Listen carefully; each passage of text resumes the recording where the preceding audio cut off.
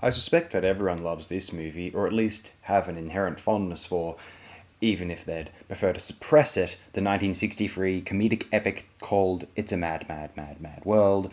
For director Stanley Kramer is best known for poised, dramatic undertakings, be it Inherit the Wind, Judgment at Nuremberg, Guess Who's Coming to Dinner, or the bleak sci-fi work On the Beach.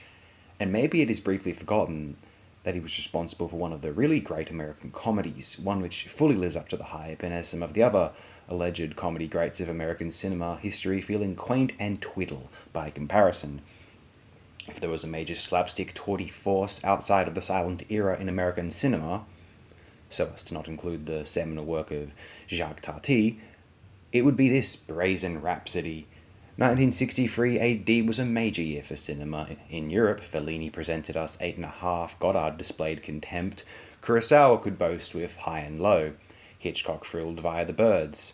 The action film as we know it began to evolve within the superlative sequel From Russia with Love, and if you wanted some streamlined, wholesome entertainment, Jason and the Argonauts emerged. Coppola graced us with Dementia 13, but tragic few beyond myself will be wont to cite it. And then there was also Kramer's It's a Mad, Mad, Mad, Mad World.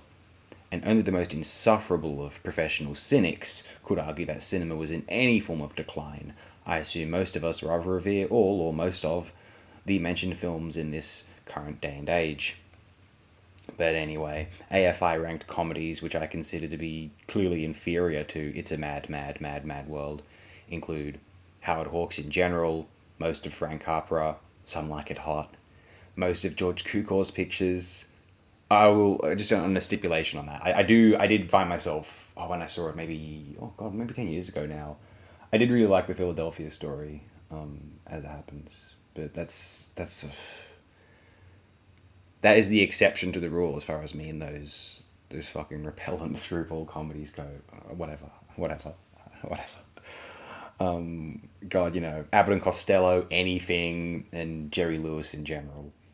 When considering films released before or during 63, but as for works released after that, What's Up Doc, speaking of the fucking, the just painfully fucking searingly unfunny fucking screwball films.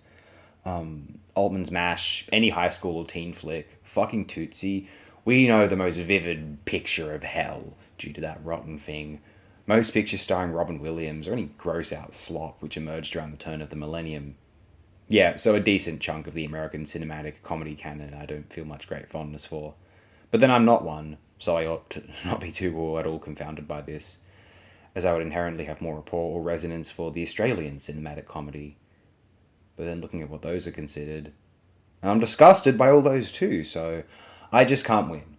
These movies are really not for me, and I'm assuming it's my loss. Though I'll never actually be convinced that it is, either.